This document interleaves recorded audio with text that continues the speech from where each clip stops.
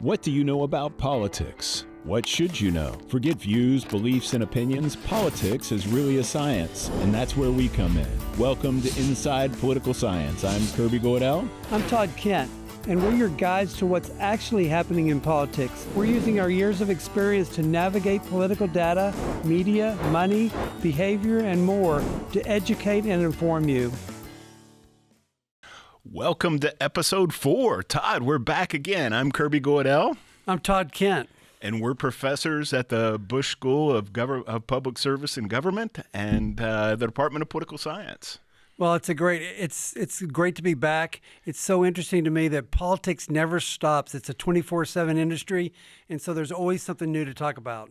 Well, today we're going to follow our same format. We're going to talk about some quick takes, some things we've noticed on the campaign trail or going on in the world that we think are important. And then we're going to jump in and we're going to talk about the media in politics, one of our favorite topics and something everyone loves to hate, the media. First, let us remind you, please send us your questions. We would love to answer our audience questions and try to inform the audience that way. Go to Inside Poli-Sci, POLISCI, at tamu.edu. Let's move on to the quick takes. Todd, what have you noticed in this week? Well, there was a really interesting article in the New York Times about civics education and kind of the lack of broad liberal arts education. Maybe the authors were talking about how that they think that's affected our dialogue. The fact that we're focused too much on technical things and not enough about what it means to be a citizen in our political world.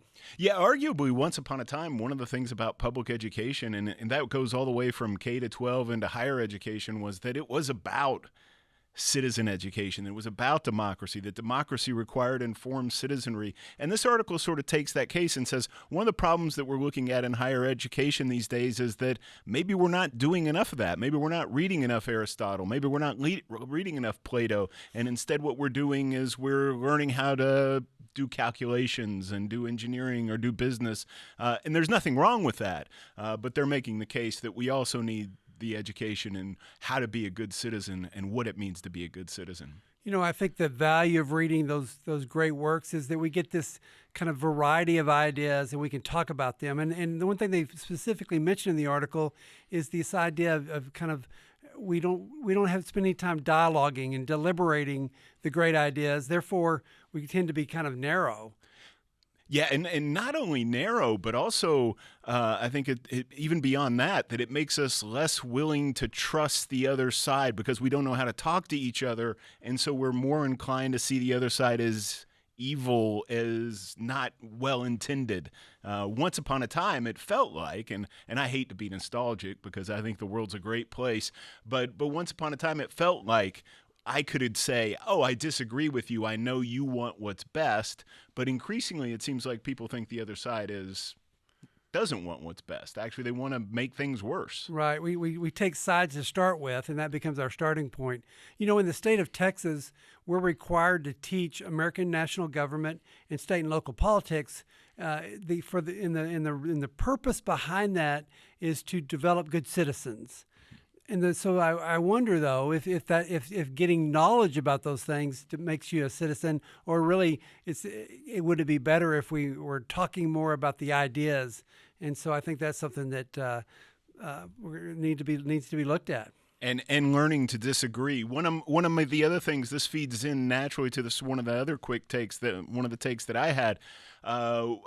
Another article, I forget where I read it now, but increasingly there are threats to elected officials, and that's across the board, where you're talking about federal elected officials, state officials, or even down at the local level, judges, that increasingly these people who are called to public service, and we're both part of the Bush School, and public service is our mission. We're trying to create people who care about public service, but one of the challenges is people who go into public service are increasingly being threatened.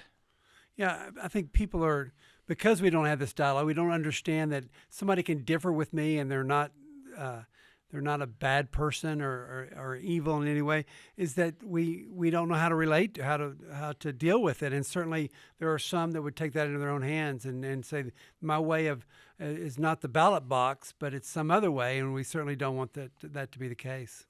Yeah, and I think one of the other parts of it is that as citizens, we're not able to recognize that it's not just a one off. And for some reason, we're really elevating every single decision in politics as though it's the end of the world. But politics, especially if you have healthy institutions and healthy processes, it's a repeat player game. It's not a single shot game. And so you have to understand, yeah, I lost this time, but I'm coming back and I'm going to win next time. And that's fine. And I'll lose some and I'll win some, but hopefully over the long run, I'm going to win a lot more than I lose. And maybe that's what we need to focus on. This idea that, through the ballot box, through supporting candidates, through supporting the people that we can make change. I think we've lost this idea that it's really possible. And maybe when we talk about the media in a few minutes, that'll kind of feeds into that discussion. But I think it's when you have, I can make a difference. I can bring about ideas that are important to me, and you feel like you have to do that. And you feel like that you have that efficacy to do that. Then that's what we hope for. And one of the things that I hope that we reinforce is that so many of the people who go into public office, and we can think of a few exceptions who seem like maybe they're in it for not the greatest reasons, but most of the people who go into public service, who are running for office, who are holding these appointed positions, they're doing it because they want to make a difference, because they care about the world they live in, and they believe they can affect change. And if we start from there, maybe then we can do better, and we don't have to threaten people. We can try to persuade, and we can try to argue. Right. Yeah. That ability to persuade, I think, is something that's lost now. We need more persuasion. We need more effort in that realm, so that we have good public dialogue about the issues. Well, speaking of persuasion, the debates are on. How excited are you? Yeah. Very excited. That's going to give us a lot to talk about. And it's very interesting how we went. At first, we didn't think that there was going to be presidential debates this time, or if there were, in what form. And all of a sudden, out of the blue, we see this planned debates, and so it's going to be very exciting. Yeah, and it was really, if I were going to bet before it happened, I would say it wasn't going to happen, because both of these as candidates. I don't know who's favored in a debate for very different reasons. Trump can kind of go off topic. He's not always on point. He makes comments that aren't always super helpful to his campaign. Biden would be worried about a gaffe. And so you think, well, maybe we're not going to have them at all, because both candidates stand to lose from a debate, but now they're back on. Who do you think is advantaged going into? Will it matter? Let me change the question. Will it matter? Will it matter? I think what we know from research on debates is that a lot of people do watch them. In fact, the numbers are very large. The first Clinton-Trump debate had 84 million viewers, the biggest debate of all time. The third biggest debate of all time, as far as viewers, was the the Trump-Biden first debate in 2020 in September. And this gets back to your question. And it was a disaster for Donald Trump. Is he just could not stay, or he kept going off track, saying things, and it took him really another month or two to kind of get to steady the ship and to go the right direction. So they can matter. The problem is that viewers get bored of them really fast. We know that viewers only watch about half of them. So when I say there's 84 million viewers, they're only watching for half the debate. And then the second debate, they watch for even less time. So it's not like they're really intently listening to the whole thing. And viewers are doing other things. They're cooking dinner. They have kids doing stuff in the background, and so they can't really focus their attention. And there's this sort of idea that the sort of democratic idea of a debate is, gosh, the person who really makes the most sound and coherent arguments is we're going to declare a winner. But in reality, when we look at the history of debates, that's not the way it works, right? George H.W. Bush looking at his watch, wondering what time it is. Al Gore sighing, and so it's not always. Arguably, you can do as much to lose as you can do to win in a debate setting. Actually, I think that's probably exactly right. That that debates can hurt you more than they can help you. I think back to you get your examples of debates when Nixon, was wiping his face because it was very hot in those early days with the cameras and the lights, and he just looked uncomfortable. He looked old, whereas Kennedy looked young and fresh. So it was just the visual, not even what they said, because on radio they said that they thought the people that listened to it on radio that Nixon had won, but people who watched it said Kennedy had won the debate. I think it's because the visual, and I think we see that now where visual is almost as important as what people say in the debate.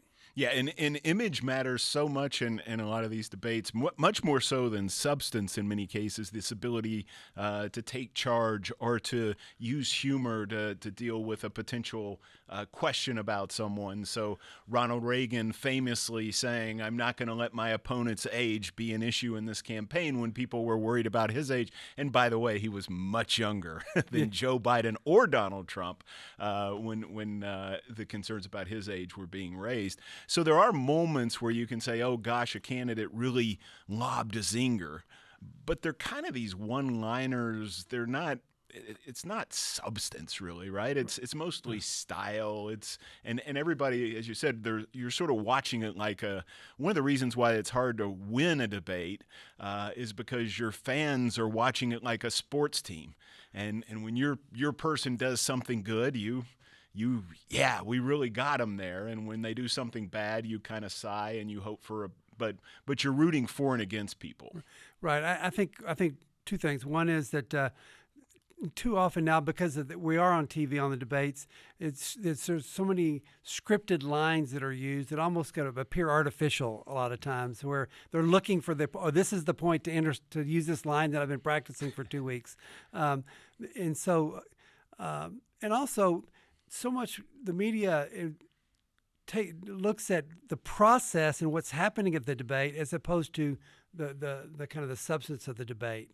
And I think this will be the case as we look forward to Joe Biden and Donald Trump. How did Biden do?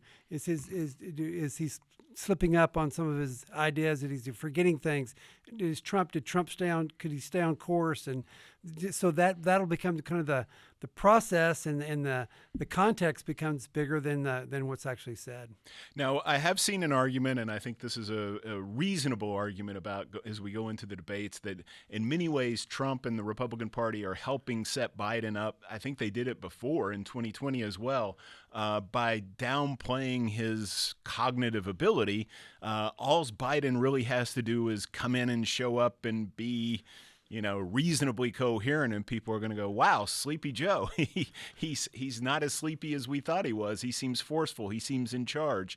And so in some ways, Trump may have lowered the expectation for Biden and helped him. And that's a bigger sort of thing around debates, is that expectations matter a lot. So if you come into a debate and one candidate is often expected to do very well and another candidate is expected not to, the person who has the lower expectations often exceeds them. Yeah, that is that's so interesting, because I wondered if Trump felt like that the Biden campaign was never going to agree to that. So as long as he said that he was scared, he couldn't do it, he wasn't able to debate, and now he has lowered those expectations so low that Biden can exceed those. Yeah. And so that is the way. I was reading some commentators saying it's a trap. It's a trap for Trump.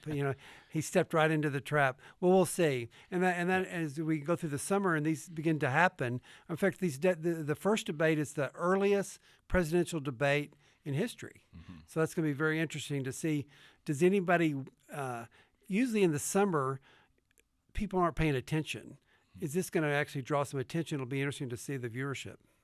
Well, and that's the other challenge in terms of the candidate. So it's a trap for Biden as well, because Trump is an unconventional debater.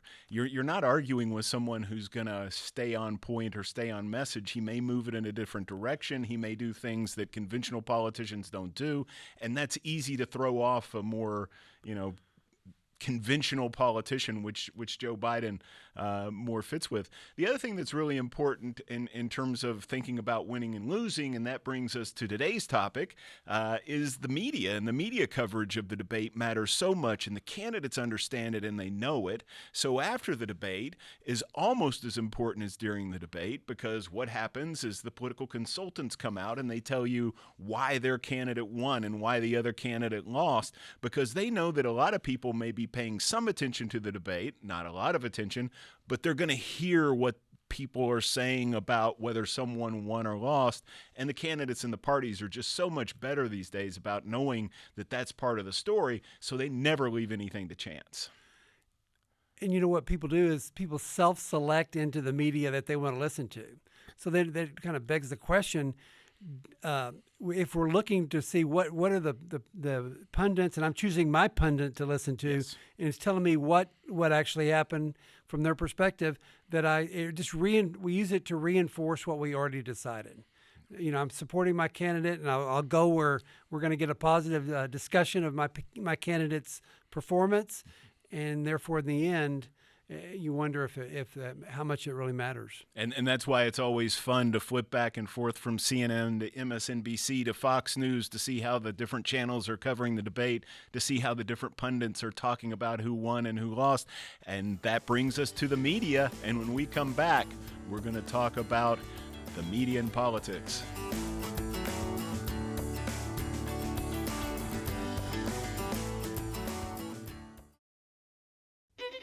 As traditional country music steps closer to its 100th birthday in 2027, it goes without saying the genre has changed in significant ways. Coming June 7th from 7 to 9 p.m., we'll celebrate the way the music was and honor its cultural significance from the founders to bluegrass, western swing, gospel, and an artist essay series called The Rest of the Music. Join me, Van Irons, in the saddle Friday nights from 7 to 9 on Aggieland's Public Radio 90.9 FM KAMU. Coming soon to KAMU, 4 of Texas A&M's best chefs compete to decide who has the best recipe. With an hour on the clock and 3 hungry judges waiting, which dish will win? Will it be an elevated play on shrimp and grits? How about deconstructed enchiladas? Maybe Indonesian fried rice? Or will it be crab cakes? Find out on Aggie Chef Showdown, coming to KAMU this June. Welcome back. We're ready to talk about media and politics. And Todd, one thing, if we know anything about politics, it's this. Everyone hates the media, but politicians on both sides believe the media never cover them fairly. I was reading a story just earlier about how Biden and his Biden team is blaming the media for the fact that they're not getting more credit for the great job they've done. Trump, of course, doesn't like the media. Why is it that everyone hates the media? Yeah, that's a great question. It is interesting how both sides think they're being treated unfairly and not getting what they want. Of course, they want somebody to take their message and run with it, and I think the media has worked really hard over the years not to do that, and try. But so I think what we see is this kind of great division across the country, and that is about a third think that the media is fair and they're going to report fairly and all that, and you got another third that doesn't trust it at all. Yeah. And so you've got this huge number of people who are kind of anti-media or don't believe the media, and that's become problematic in our society. We don't trust institutions anymore, and the media is just another one of those institutions. Yeah, it's remarkable. I mean, if we ask trust about anything in American society, and we look at the time period from the 1970s to today, and we look at the polling numbers, the numbers have gone down over time. The media number is really remarkable. If you can look at Congress, and Congress is really bad as well, but the media number is about 40 points lower in terms of the number of people who say they trust the media to be fair and accurate. You know, I think back to my parents. They're growing up where there were 3 stations, CBS, NBC, ABC, and the anchors there were trusted. I think what they used to say that Walter Cronkite was the most trusted man in America, and I think we've lost that with this idea that they have names for the media, and so we've lost this idea that there's a kind of an honest broker that I can go to get the information I want. Yeah, and part of that is Walter Cronkite may have been special, and that there were these special people who had these elevated roles in American politics. But a part of it, too, is also that the media system has itself changed. You mentioned that your parents, and as a kid, we had, a limited number of choices in terms of television and in terms of news sources. You had a limited number of newspapers. You had a limited the 3 channels you could pick from. And so most of what the news was trying to do was appeal to the average person, was appeal to this person out there in the middle. That all changed with cable. And especially first, CNN and the 24/7 News Network. And that's because all of a sudden we had to fill all this time. So we had to attract eyeballs, and we had to keep them glued to the television in a way that we never had to do before. And the news outlets realized, among other things, that one of the ways to do that was to have things that were more shocking, right? Or things that were novel. So I don't know if you remember watching O.J. Simpson when he's driving his Bronco, and everyone's news is everyone all of a sudden turns to cable, and they're watching this constant feed, and they're not turning away, and the light bulbs went off in terms of the cable network executives. This is the way we can attract people. It's amazing today. If you turn on almost every news station, it'll have some form of breaking news. That this is it. It's happening right now, and this is important. I remember a long time ago. I don't want to admit it because I'll tell you how old I am. Is that I turned on the TV for the first time, and ESPN was on there, and all of a sudden now news networks have to compete with a 24/7 sports channel. And then in the future, we have now the Home and Garden channel and other channels. So that became more difficult. So you're right that the more provocative and the more kind of outlandish I can be, then and maybe I can hold on to a few viewers. And there's a funding model at place here, right? Because it is about holding on to viewers. And so breaking news, they found very quickly that the breaking news would keep people attracted, even though there was often nothing actually breaking in the breaking news. It was the same story that they were talking about hours ago with no new information. But how do you keep people informed? And another way that they found that they could keep people informed is have people talk and have people say things that are more outrageous and have people say things that get people to be outraged, because outrage attracts attention. And then the other part of that is civility. People will watch, and there's been some great research on this talking about incivility in terms of news coverage and in terms of politics. It's like watching a crash on the side of the road. People will turn and look at it, and they will watch it. They won't like it, and they won't trust it. And so part of the decline in trust also reflects this change in media outlets in terms of this shift towards how do we keep your attention? How do we make you focus on what we're trying to and get you not to change the channel? I think the more that the networks focus on that, it then lends itself to this idea that I'm going to choose the media I want. And so I'm not going to allow myself to be taken in by that. And so I'm just increasingly going to be more and more narrow in where I seek out information. Yeah. Because they feel like I can't trust these people who I know are manipulating me in some form. I might even not even know how it's happening. So I'm just going to go to what I feel good about. Then the big change, well, we could say talk radio first, but then Fox News. And now we have a channel that has said there are people out there who don't trust the media sources that they're getting. We're going to appeal to them, and we're going to be the alternative. And now we're on our way to a world of media choice where you can select into media that you prefer or don't prefer. Yeah, exactly. And then when you get that the media outlets kind of choosing what their perspective is going to be, and then creating content that's going to meet the need of their viewers, to hold on to those viewers and eventually hopefully gain more viewers. What we have is this divided media. I mean, now when you get a new cable package, you can get 200 different stations. And a certain number of those are news stations, and you can choose the one that fits you best. And I think that's where we've lost this dialogue, we've lost this diversity in ideas, because they are trying to meet the needs of the viewer.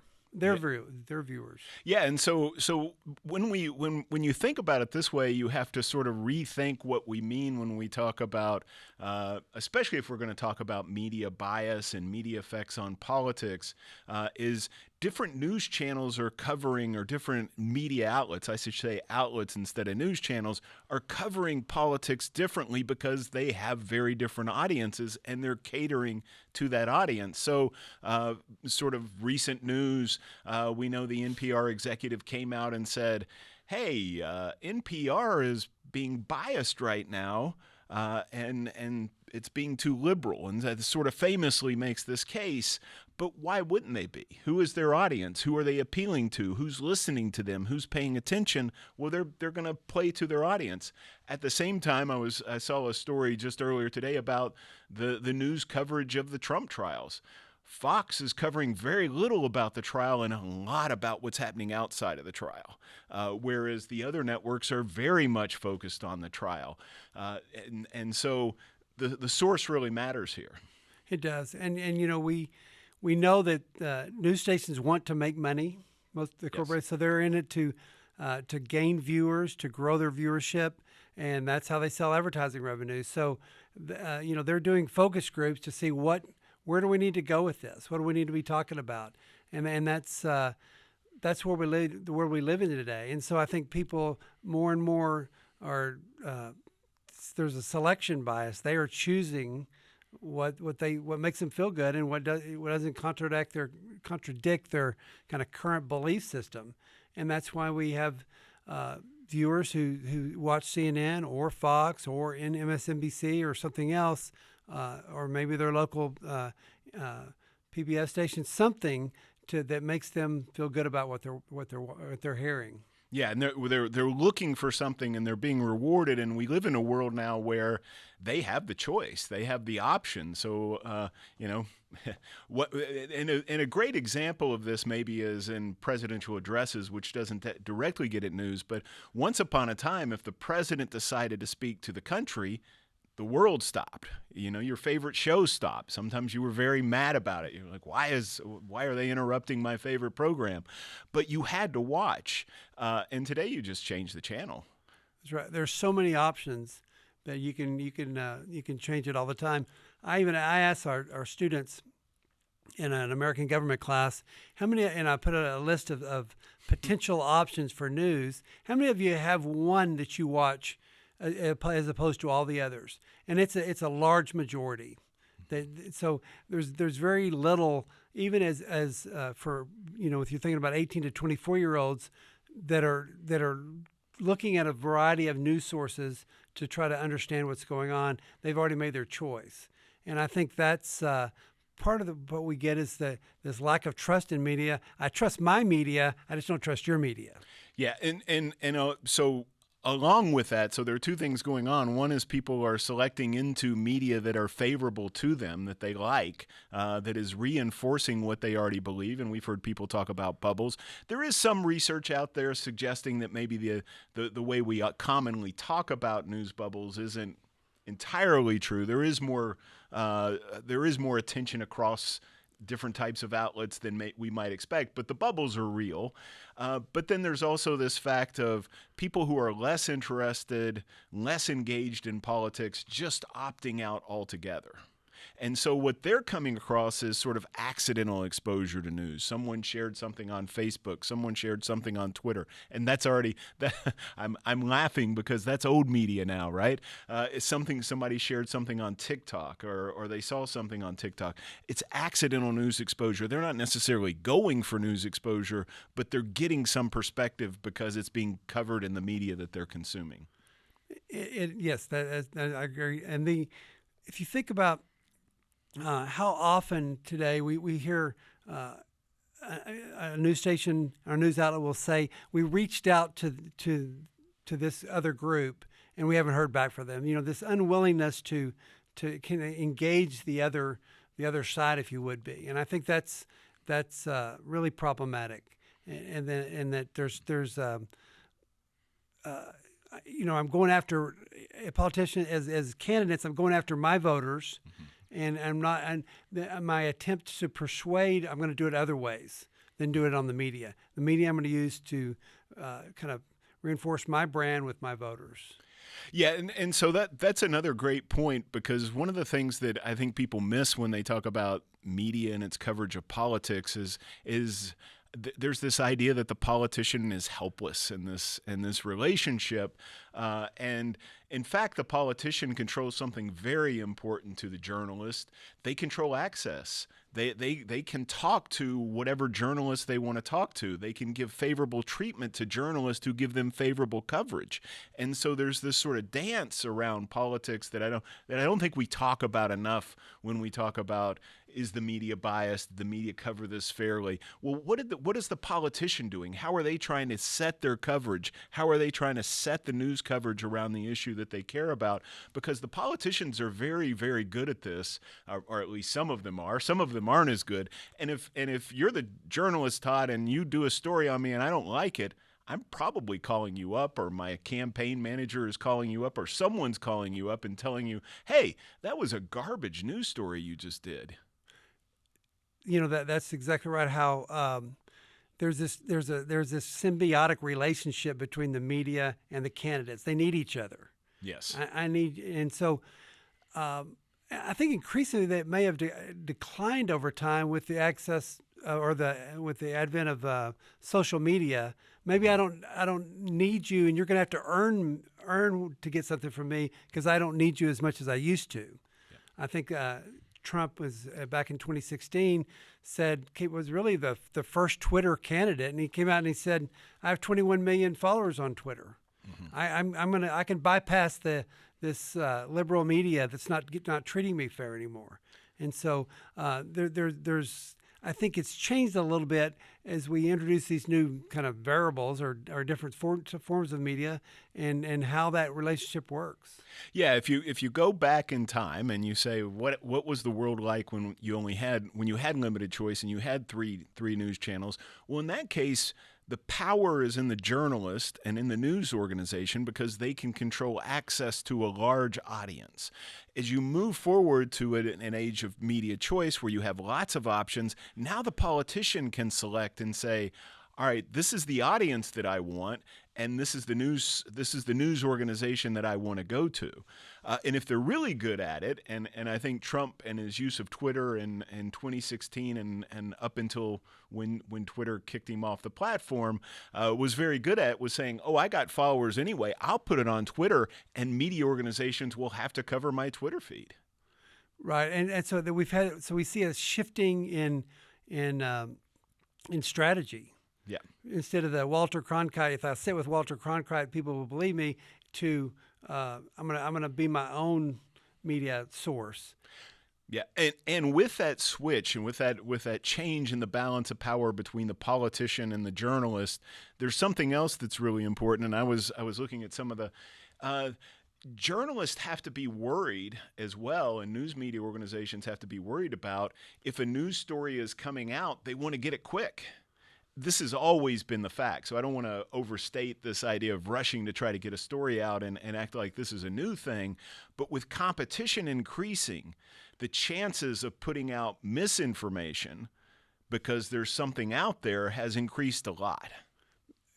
To try to meet that need of getting out there first. Yeah, exactly. Yeah. And no, that's a big. It's become an issue, because really something that happened this morning. It's all over the social media. Over social media, by evening news, it's kind of old. It's an old story in a way. It used to be old stories were 2 or 3 days old. Now we see old stories can be hours old, in the way that they're covered.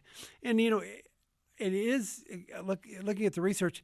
It is true that more and more people are opting for these new forms of information. Mm-hmm. You know, social media to be the big example. Mm-hmm. Instagram, TikTok, Twitter, that they're getting they're admitting they're getting their news from that. And so, what do you think as time moves on, we see the older generation is the only generation that gets the majority of their news from the main networks. Are we going to see a dying out of what we used to consider the mainstream media? Yeah, I think probably so, or at least some transformation.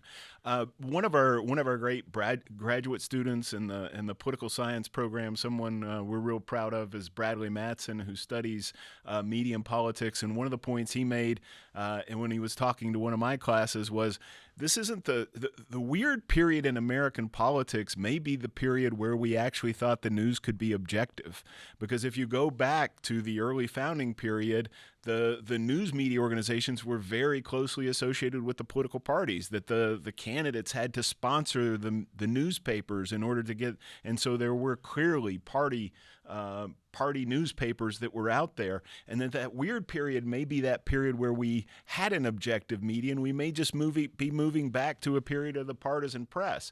But eventually, one of the reasons the objective media came around was because people got tired of not being able to trust their news source, and they looked for credibility. Right now, I'm not sure that people are looking for credible sources. They're looking for confirming sources. And until we get to a point where people are like, all right, this is too much, we're seeing too much misinformation, we need sources we can trust, I think it's hard to see how we move back into that, back towards an objective press or an objective media.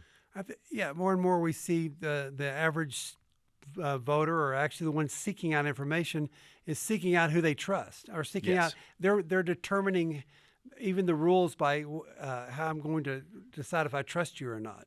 And so there's an interesting challenge that confronts the news organizations, is that the things that attract eyeballs and attract attention in the short run may not be the same thing that keeps viewers coming back, may not be the same thing that keeps trust building in the news organization. In fact, it may make people like politics and like the news organizations even less. They may distrust them more, even if they're pulled in by this sort of short-term immediacy that's going on in terms of showing outrage and uncivil behavior. We mentioned Walter Cronkite earlier. I often joke that if Walter Cronkite could come back today, could walk into a television news station, could deliver the newscast just like he did for years, people would look at him and say, I don't like that guy. Who does he think he is? That's right, because we've it's always, when you study presidents and their job approval, and I always say that they start off the first day, they haven't made any decisions yet. The first decision, now half the people don't like them anymore, and their job approval begins to drop. It's the same way, I think, with media. Comes out, the men they take a position, or they seem to be slanted a certain way, and if you don't like that, all of a sudden they become the untrusted ones. Yeah, and there's an interesting line of research that suggests that any time that you see a report on an issue that goes against what you already believe, we tend to blame the source of the information. We tend to distrust the source, and we respond with a hostile perception because we don't like the direction in which the news channel is presenting the information. Yeah, and you can see that even especially in political news, where you see a panel, there's a sense that the panel is not a diverse group of people that are giving opinions. The panel is all leaning one way or another. Yeah, and so that leaves us and in a place where we started. We don't trust the media. It's hard to see with the world that we live in how this comes together in a way where we can rebuild trust. And if we don't trust the media, if we don't trust the people who are bringing us the news, how do we get to a place where we accept that there's an accepted view of the world? How do we get to a place where we view the opposition as legitimate? How do we get to a place where we make decisions and then we move on? I don't know the answer. I think it's a really complex political problem. Yeah, and I always challenge the young people at our university. This is a challenge that you need to take on, and if you can solve it, you'll be very wealthy, in the future. But no, it is a challenge. How do we to create a mechanism to present ideas across the board that people can deliberate and talk about, and we can come to some consensus and change the world.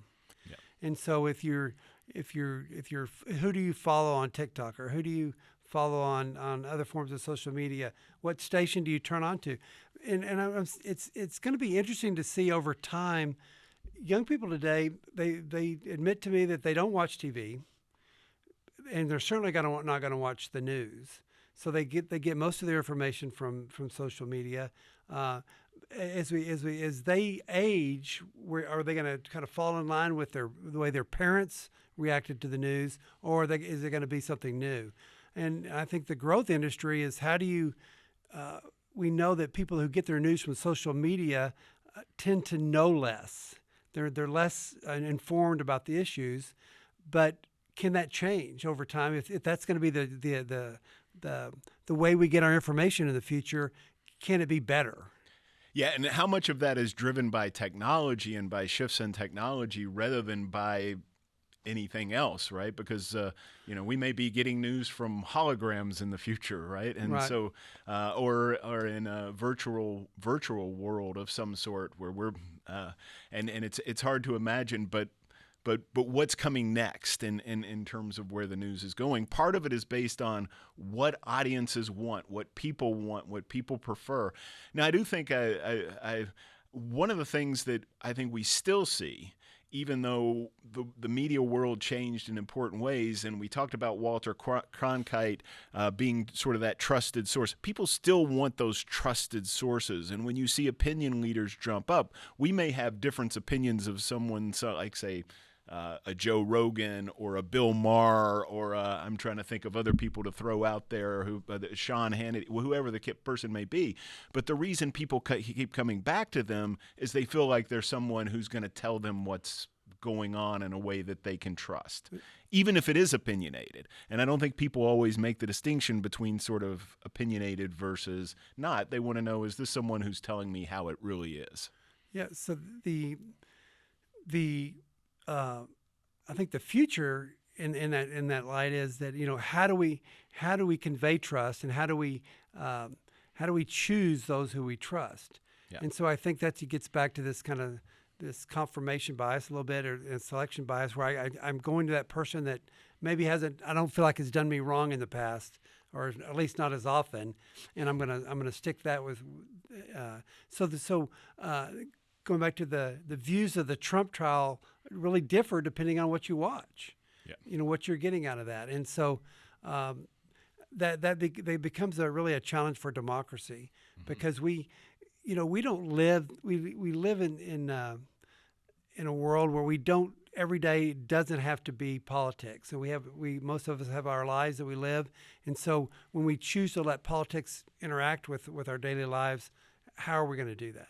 Yeah, and at some point it's okay if people are getting news from different sources and different places, and but the challenge becomes, how can we have a conversation so that we can, see, going back to the earlier conversation about trust in officials and threats on political officials, how can we get to a point where we can have a civil conversation about what we both care about, with the recognition that we have to make a decision and then we have to move on?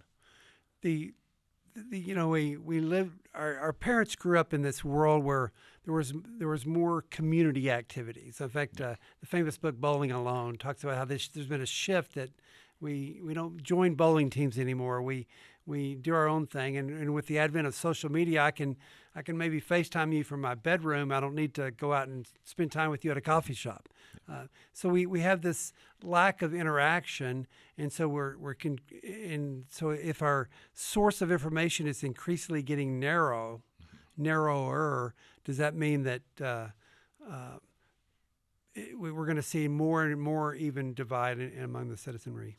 Yeah, and one of the other sort of ongoing challenges facing the media is the decline in local news.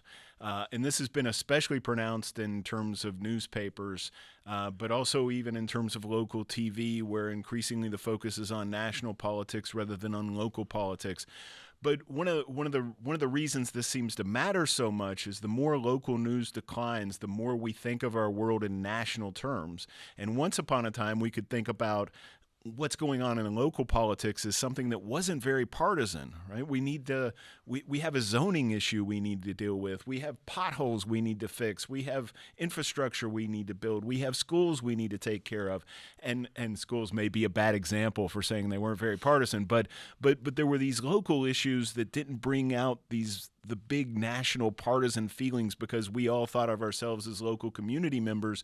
And as the local news has declined, national politics have intruded more and more into the local space, and it's harder to separate out local politics from national politics where things tend to really get done. You know, if you think about a congressional campaign or a campaign for the House of Representatives, we have 435 around the U.S.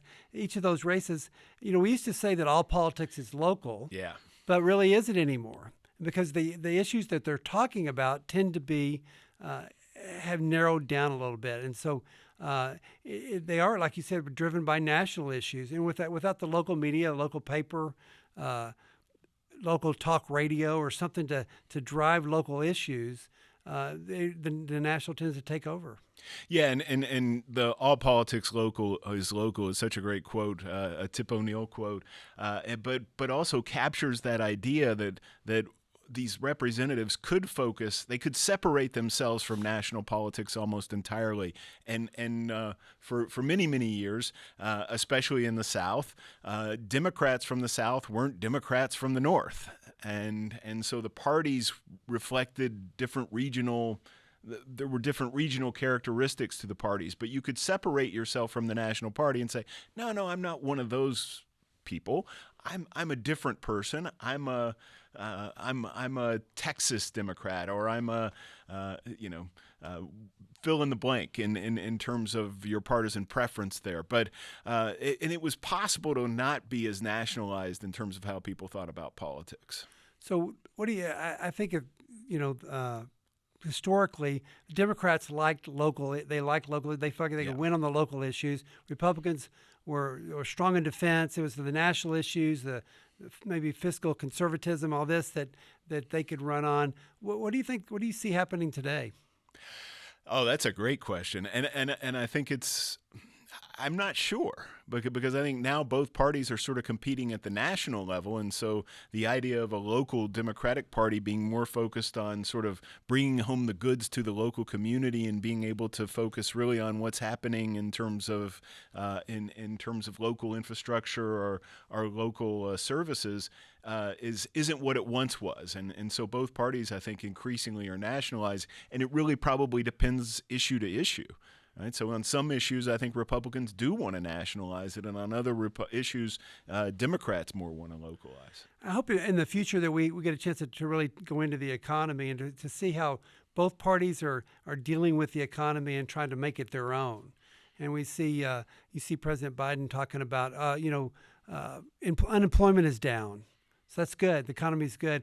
Republicans say prices are too high, and trying to, if you look across the country, so you see kind of this, I want to localize things, I want to make it personal versus I want to make it universal. And so it becomes a strategic decision for those running for office. Yeah, and the economy is a great example as well, too, because we do know if we go back to 2016, for example, when we were talking about the economy seemed like it was better in a lot of ways than it was being portrayed. But what we saw when we looked more locally is that the economy wasn't better everywhere.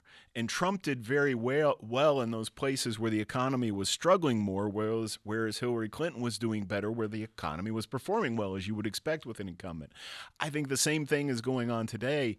And then the second part of that is Biden does feel like we opened with this. We can come back around to it. Biden does feel like the media is not being fair to him on the economy because he feels like the economy is better than it's being portrayed in the media, and he's not getting appropriate credit. The Dow Jones hit 40,000. That's a record. Inflation prices are still bad. But I think what it's missing, an important piece of it that it's missing, is that the economy is good for some people in some places, and it's much worse for others. And we have a good friend at Ipsos, Cliff Young, who's a pollster, and he came out with a note today, and he said, let's look at the issue that matters most to those groups that Biden's struggling with. It's the economy. Lower income, African American, Hispanic, all those groups that we're talking about that Biden's losing support for them, that are so critical for his reelection, it's the economy and its prices that are driving it. I think when you talk about it in that form, it does become a personal issue, a local issue. When I go to the store, there was a TikTok video somebody showed me the other day of how many bags of groceries could you get 10 years ago for $200 versus what you can get today. And I think it's that image where people, that's me personally, and who can do something about it. Still Biden is winning an overwhelming number of African Americans, a huge majority of Hispanics, but it's less. He's lost some traction there, and this is going to be a key issue as we move through the summer. Well, and one of the challenges too that he's had that we've talked about is with young people coming out right now. The job market's not bad, especially the unemployment number is not great, but it's not that walking into a really good job is not easy. And then we have high interest rates in terms of home ownership, high prices, other types of things that are a challenge. We're going to talk more about that in a future episode. We have the economy coming up. But in terms of the media, any last words? No, I think it's we live in a world of we personally select everything. We even select our media today, whether you choose to get your information from social media or a conservative network or more liberal network or whatever you choose. You're choosing it yourself, and I think that goes back to our original point. We don't have that dialogue that we used to have. And it does help if we can implore the audience to do one thing, if nothing else, just to go look and be outraged by what's going on in the other sphere. If you tend to pay attention to liberal media, go and check out the conservative outlets. If you tend to pay attention to conservative outlets, go check out liberal media, see what's being said, seeing what the conversation is, because the issues, the facts, everything that they're talking about in terms of politics are different. Well, and I think that's where we have to end it. This has been a great episode. Great talking to you, Todd, about media and politics. And that's it for this episode. Look forward to next time. Inside Political Science is a production from KAMU, Aggieland's Public Television and Radio. For more information, visit tx.ag/Inside Political Science. Have a question for our experts? Email them at insidepolicy@tamu.edu. Also, subscribe to the show on your favorite podcast platform so you never miss a new episode.